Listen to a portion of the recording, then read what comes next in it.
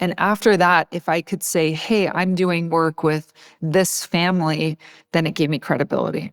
And so when I'd go on appointments, I would say, I do work with so-and-so, and then that would kind of just help them feel reassured that I knew what I was doing. But I never pretended to know everything. I would be very upfront. If there's something I don't know, let me do some research and I'll get back to you.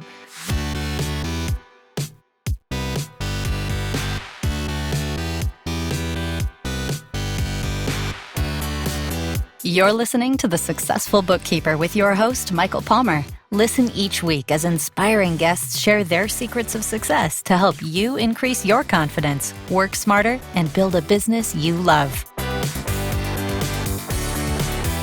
This episode of The Successful Bookkeeper is brought to you by PureBookkeeping.com, the proven system to grow your bookkeeping business.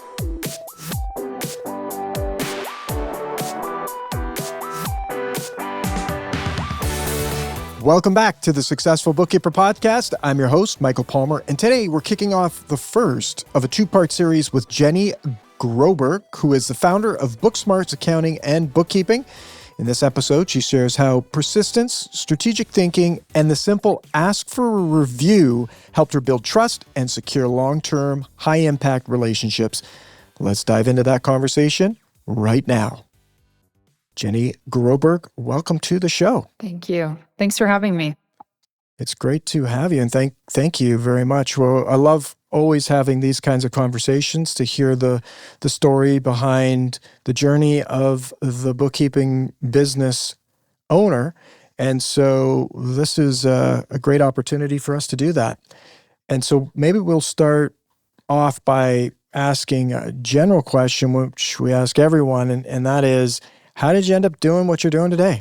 I ended up in accounting kind of by default, actually. I have a degree in finance. My brother started a company and had no idea who he owed money to, who owed him, and asked me to sort that out for him. I worked for him for quite some time. I worked as a remote CFO. And then when we finished medical school and came back to Utah, I had to find work that I could do from home with my two children. And I didn't have childcare options. We had no money. And so I had to create something that I could do from home. So I signed up to be a QuickBooks Pro Advisor. I actually called another Pro Advisor to say, do you feel like this is worth the spend? I have no money. And the course was about $500. So I certified to be a QuickBooks Pro Advisor. And then, people would go to the help menu in QuickBooks and say, I need a local advisor. And they would call me. So I did so many consultations for really small clients. But the key was before I would leave the appointment, I would hand them my computer and say, will you leave me a review? And it was really awkward. But before I knew it, I had hundreds of 5-star reviews, and my competitors had just a few. So that really differentiated me. Also, because I'm a female in a male-dominated industry, that set me apart and really worked to my advantage. So that is how I started. But I just started doing consultations. And the more consultations I did, the more people would say, Jen, this makes more sense for you to just take care of this. Can you do that for me? And then I would end up with recurring work. So. Wow. And so the pro advisor that you spoke to, did they have it right? Yeah, it was a good spend. It was worth it. I had to buy a computer and I had to spend the $500, and I earned that back very quickly. Fantastic. And then I guess it'd be interesting to hear, as you were doing this work, like you become a pro advisor, what was the thought? Like you're like, okay, I'm gonna spend $500, make a bit of money. Was this kind of like, okay, I'm gonna go in this direction, or was this still in those early days, like just to solve the problem of not having the money? This was 100% to solve the problem of I need income. My husband was in medical school and on his 4th year of rotations. He's all over the country. I'm living with my mom and dad. I have 2 little kids. I literally had a 2.5-year-old and a 6-month-old. I had to solve our income issue. We're living on student loans, and I couldn't go with him because I couldn't afford both of our expenses to travel. And I'm not even saying really traveling, of just that cost to go from state A to to B. state with him on those rotations. We ended med school with $250,000 of student loans. We took the risk, our fourth year, me moving in with my parents, hoping that we would get the residency in Salt Lake. But then we had residency to tackle, and he was only making $30,000 a year. And after taxes and all those things, then at this point I have 3 kids. So, it was just this process of I have to do something, and I can do that.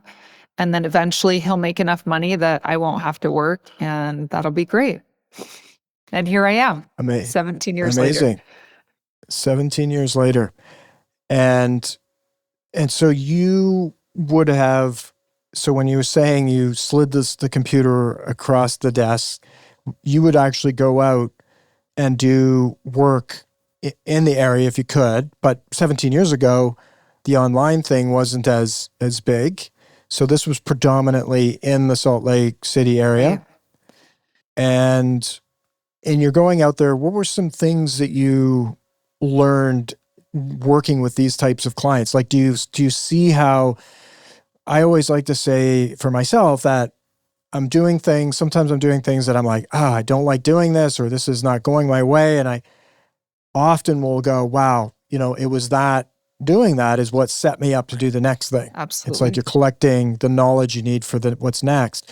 What was that like for you in those, because there was lots of micro type jobs, like these were odd jobs, if you will, because it sounds like they were small micro firms, and you're doing, basically business to business and sliding the computer across the desk. I mean, these are not that long ago, but in a way it is a long time ago. Right.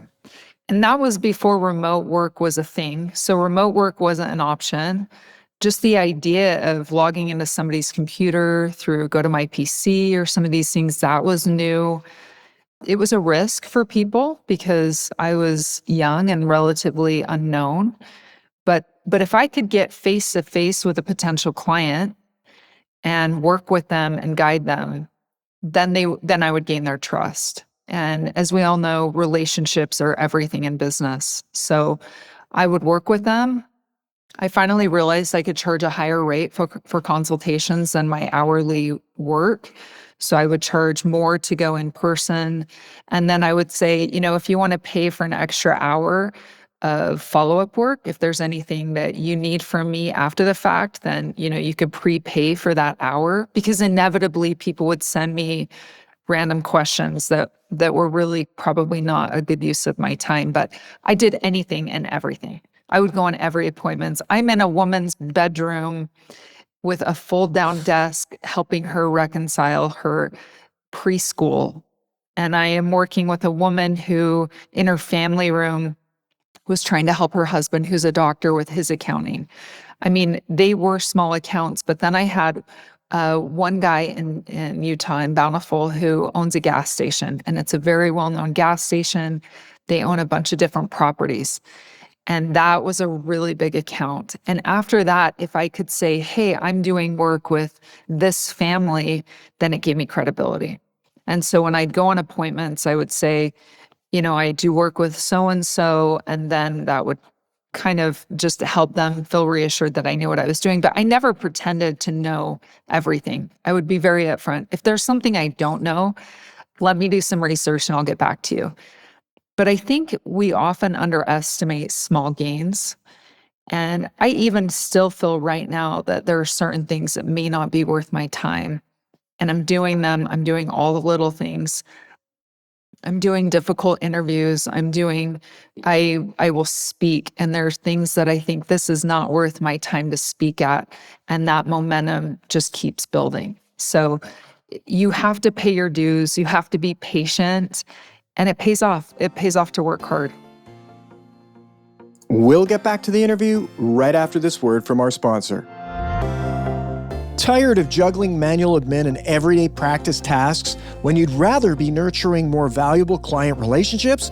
With the new Sage for Accountants, you can automate daily tasks and unlock not only more efficiency, but more time for valuable client collaboration with all the tools you need, including accounting, payroll, client management, and more, all in one place. Get real-time reports to make informed decisions, eliminate hours of paperwork, and say hello to stress-free bookkeeping and practice management with a centralized solution backed by expert human support. Learn more about the new Sage for Accountants or get started for free at thesuccessfulbookkeeper.com/sage. Thank you for hearing from our sponsor. Now let's get back to the interview. For sure. It has for you, but by the sounds of it. And I do like you've mentioned two things that are really critical. One being the social proof of the reviews. Yeah. And then number two, the authority of an really established business that you've done work for, that those two things, they stack on top of each other in terms of securing the know, like, and trust component. Those are critical and often overlooked in doing business with anyone. People call it name dropping. It's like, it's not a bad thing. It's a very important thing, especially when you're just getting established. And I'd imagine at every stage for you as well, it's like those were important then. They're maybe not so important now, but they're still important. But at those times when you're getting started and you're growing and trying to scale up, really important stuff. And you made that not easy to do, ask, but you got the star, and then another, and then another, and next thing you know, you're like a leader. It's so uncomfortable to hand somebody my computer and say, hey, I'm going to step out of the room. Will you leave me a review? It was incredibly uncomfortable.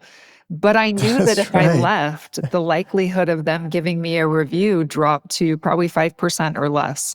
So it was critical, and I was grateful for the work. And then so often that client would then say to me, yeah, this doesn't make sense for me to do. Or let me do 80% of it, and will you double check me? And I've had a very firm commitment to my clients that whatever is best for them is what I will do. So if that means that I'm checking their secretary and my work is 2% or 10 or 20%, that's fine. If they want to outsource it to me, that's just fine. And those relationships, a few that I earned very early in my career, I'm still working with. And it has gone from a very small, not a small, but a decent sized dealership, a single dealership, I did a consultation for. Then he gave me reoccurring work. Then he pivoted into a salon business. Then he built 4 salons. Then he decided it was a nightmare to manage 40 women at each salon. So then he sold them and began the franchise. And now, 17 years later, I still work with him, and we're managing over 100 of his franchisees, which is so cool. I had another client that he called me to unwind all of these missed payroll filings. His secretary had done the payroll filings wrong. He starts getting all these letters saying that they have all these taxes and interest due and penalties, and all the things don't reconcile. So I went in to unwind everything, got all the different entities figured out, got all the filings refiled, and then that just led to reoccurring work. So me and eventually my team became his outsourced accounting department, and they just sold within the last 2 years for under $1 billion. So this is what I'm saying, those clients that I started with initially, it matters. And not all of them, I would say, this small percentage, but that relationship and our work together has really blossomed into huge relationships. It's incredible. So cool. And really congratulations on being a bookkeeper that makes a difference for people. Thanks. That's a life-changing outcome, and you were a part of that. And yeah, it's pretty cool. And I'm happy for his success, and we're successful with them. Exactly. You build on each other's success, really. So now you're going along, you're doing these random type things for a while, building up your credibility, and you're getting some established clients. When did it become like, hey, you know what? I'm going to do this. I'm going to do this for a long time, for my career. Maybe you haven't got to that point yet. I don't know. Still doing it part-time. I don't know that up until the last year that I ever thought I'm gonna have this be my career. It was, okay, let's get through school. Let's get through residency. Okay, now we're going to buckle down and pay off our student loans. And, there have definitely been moments in my career where I've said, I cannot sustain this. I am working until 2 a.m. I have 3 little kids. I have a baby waking up in the night. I think I am done. And at the time, I was only grossing probably $30,000, but at the time that was a lot for us. And the difference between being able to pay for rent and not being able to pay for rent. And I told my husband, I said, I have to sell. I cannot sustain this. I want to be done. And, I can sense some nervousness on his part to support our family 100%. And I thought the only option was to sell, honestly. I didn't realize that I could hire an employee to help me.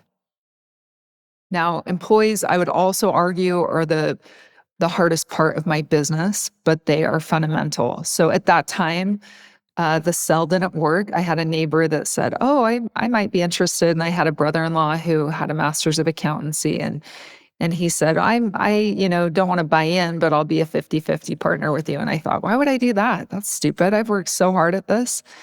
And again, it's this compounding growth. It's no different than an investment where you pound the pavement, you pay your dues, and it's this hockey stick graph where the growth just really takes off. But things didn't work out, and I hired my first employee.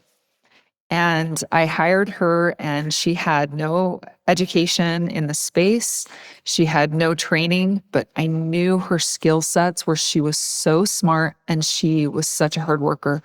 So I just started training her, and she could do the same work as a few people. She was highly efficient, and I taught her everything. Her degree was actually in broadcast journalism, and she still does this work today, but I hired her, and then I would go teach. So my role just kind of changed.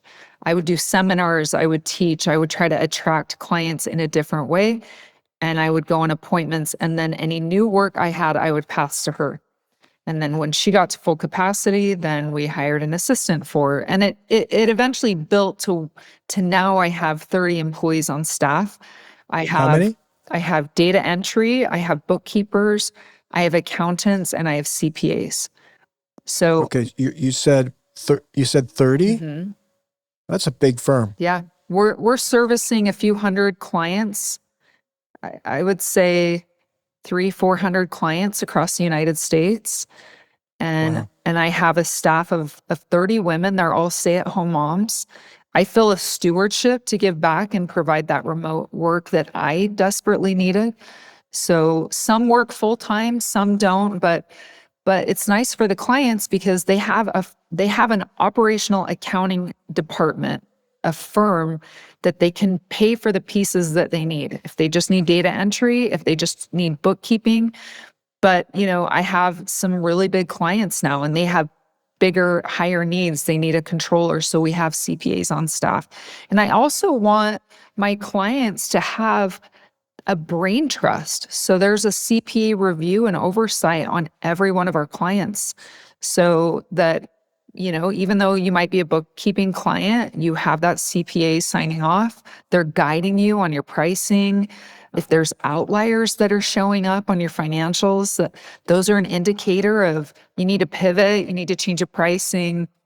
You probably need to hire more if you're spending a lot on overtime, and you can identify that by the financials and how things are moving. So yeah, I'm proud. We have made a ton of headway in this space. And I would say in the last 2 years, I had to take a break from my business for probably 3 years for health reasons. I suffered a traumatic brain injury and had to step away. I I asked my manager at the time if she wanted to take over for me. And she said, Jenny, I'm finally pregnant. I want to be a mom. I said, I don't know what to do. I want to sell. I've never been more desperate to sell. And my husband said, you love this. You can't sell. I would have if things would have worked out. My manager suggested one of my employees that I didn't know well. And she said, Emily's your girl. And I said, I don't know Emily. And she said, well, I think she's the best fit to run the company for you. And so I offered Emily profit sharing of 10%. And I offered her earned ownership over 10 years because I didn't want her to work a year or two and then say, I'm good, I'm out. And then I'm stuck buying her out. So I told her at year 5, I would give her 5%. And at year 10, I would give her another 5%. But I wanted her to be highly motivated to keep an eye on expenses, to keep an eye on the employees.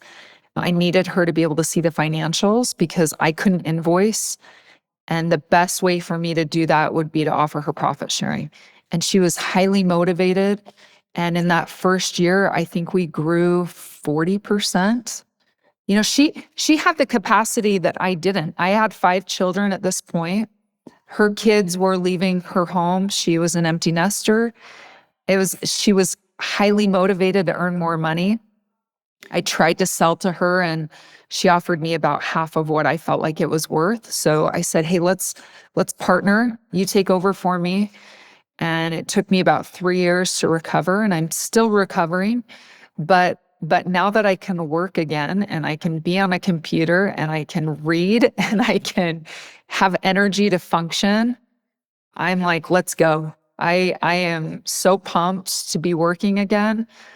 And incredible things have happened the last 2 years. And that's why I say every day I have something that I think, this is uncomfortable. This is a push. I don't know how I feel about this. And every single thing I've done has had huge results. So I say think bigger and go bigger. Don't limit yourself. I mean, in the last 2 years, I've been in Forbes 5 or 6 times.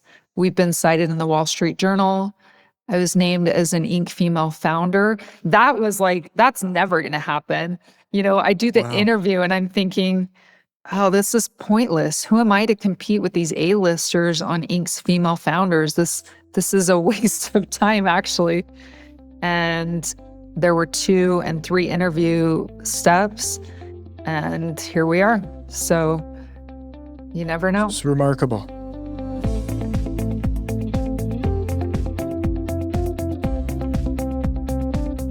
These are some remarkable things, and I'm sorry to hear about your injury. Thank you.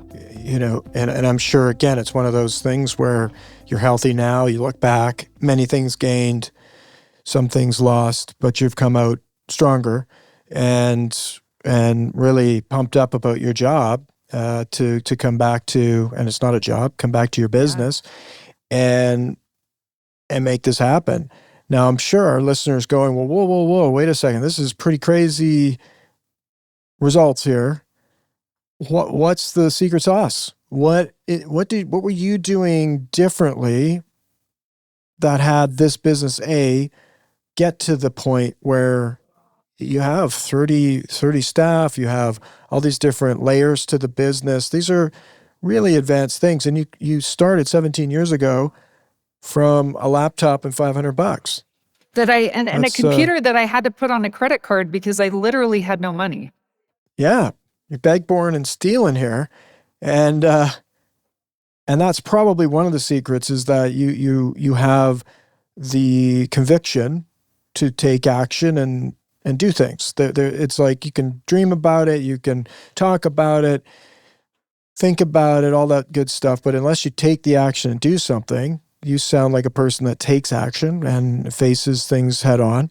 But I'd love to hear your thoughts. Like, what have been some of the key moves that you've had to make in order to establish this? I mean, we talked about a little bit of getting those clients early days, some of those turned into clients, but then what started to get you clients outside of that to, I got to fill up these, You hire a person, you fill them up. You hire another, you fill them up. What were some of the tactics that you used there? So, somebody might say, this is crazy. How did you build a $1 million business? Because we are doing 7 figures. And we did a piece in Entrepreneur. They called it the $1 million unlocks. So they interviewed a few different founders and said, what was it that pushed you to that $1 million point? And so that is a question that everybody asks. But again, this is not an overnight success story. This is not a 1, 2, 3 year game plan. This is built strategically over time, and the results build. This is called being honest, being able to read the room, doing what is best for my client always. I remember being in a consultation and I could see that the payroll forms there was a ability to automate it, right? You would ask me how automation and AI and all these things are going to work with business and with accounting and the bookkeeping space. And I remember asking my husband, do I automate this client's payroll? If I do, I will lose a significant amount of hours each month, because he had 50 employees and there was a lot to it, and the quarterly filings. And my husband said, if I was doing archaic surgeries because they made me more money, I would be out of business. And I thought about this. And again, this is 15 years ago. And I thought, he's right. Whatever is most efficient and best for my client, I will implement. And I did. And it was key to hire an employee. That was probably my biggest pivot in growth, is hiring an employee.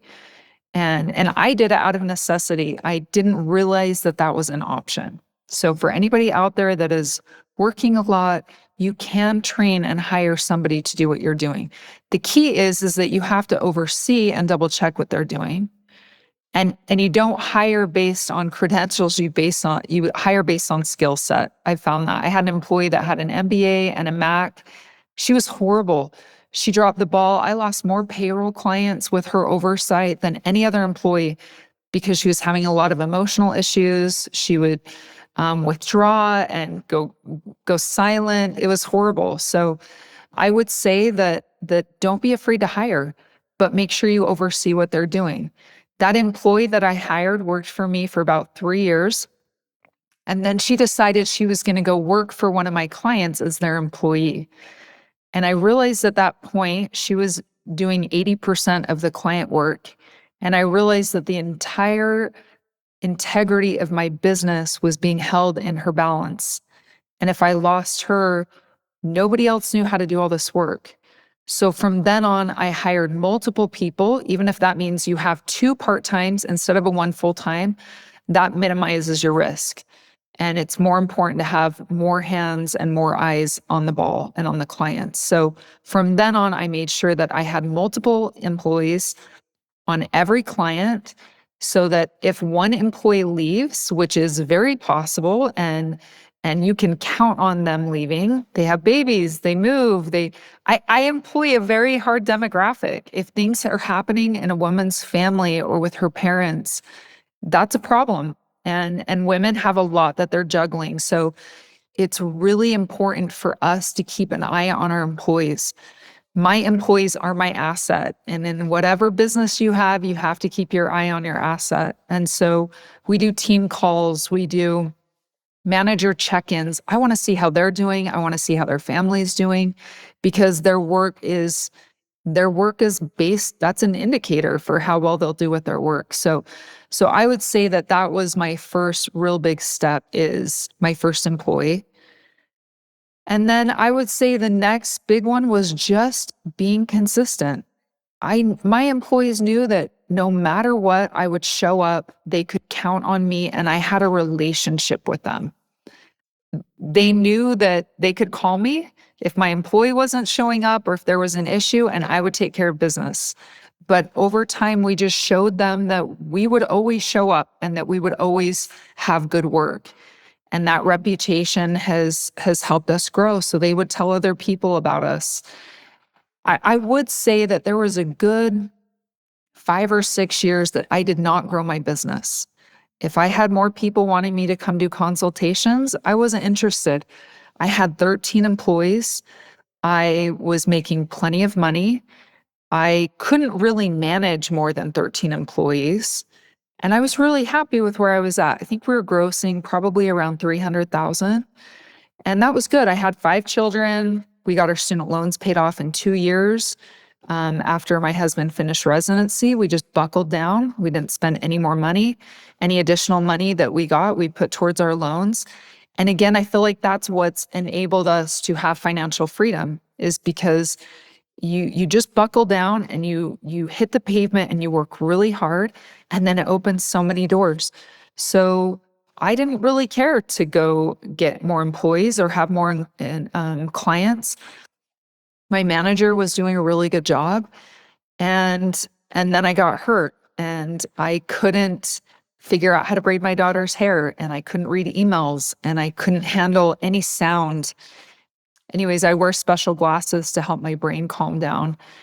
The second really big movement in our growth trajectory was when I offered Emily profit sharing, because now she's accepting all kinds of new clients. She's going on the appointments. She is disseminating the work to our other employees. She's hiring more. She can manage more. And so for me to kind of relinquish some of that control and to bring her on, that was the second biggest movement in our growth.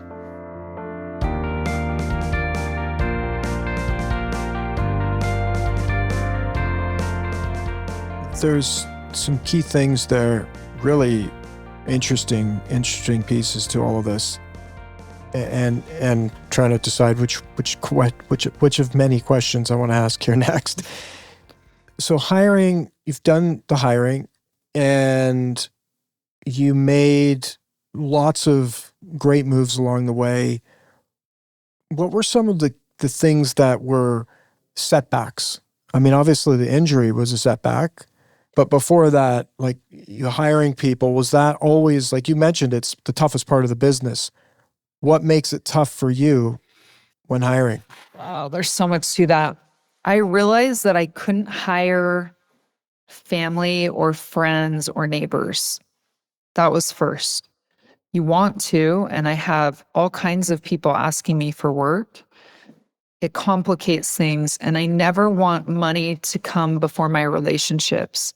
My relationships mean so much more to me than money and work.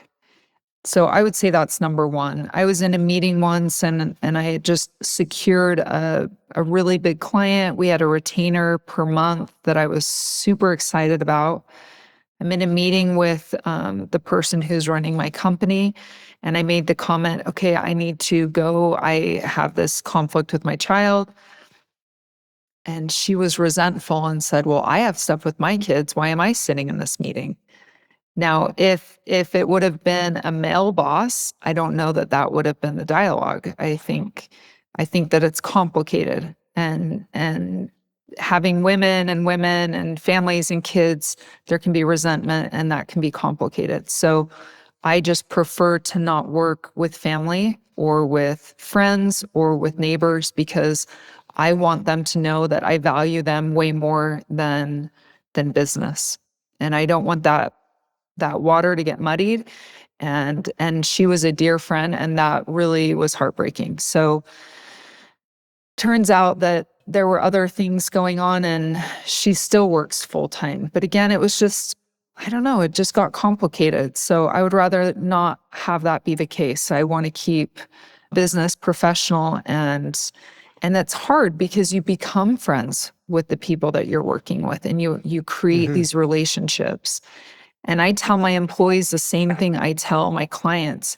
I want what is best for you. And if it's best for you to not work here, that's okay. We recently had a woman working for us, and summer happens and her kids have needs. And she just said, I can't do this. She didn't even give me a notice. And it's like, okay, that is best for you. We're okay. We have teams. Now, it's expensive for me because I'm cross-training constantly, and that's an expense that I shoulder. But it's essential for the stability of my company to have multiple people cross-trained on every account. but I want my employees to know that they come first. What an incredible journey Jenny has had so far. In part 2 of our conversation, she dives even deeper, revealing how she evolved her team from a hobby-level contributors to a high-performance workforce, and how strategic decisions around pricing, delegation, and client selection helped her scale to a 7-figure firm. And with that, we wrap another episode of the Successful Bookkeeper podcast. To learn more about today's wonderful guest and to get access to all sorts of valuable free business building resources, you can go to thesuccessfulbookkeeper.com. Until next time, goodbye.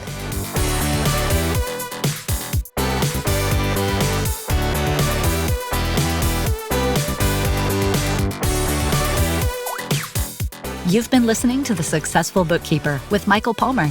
For more information and to download the resources mentioned in this episode, please visit us at thesuccessfulbookkeeper.com. Thank you for listening.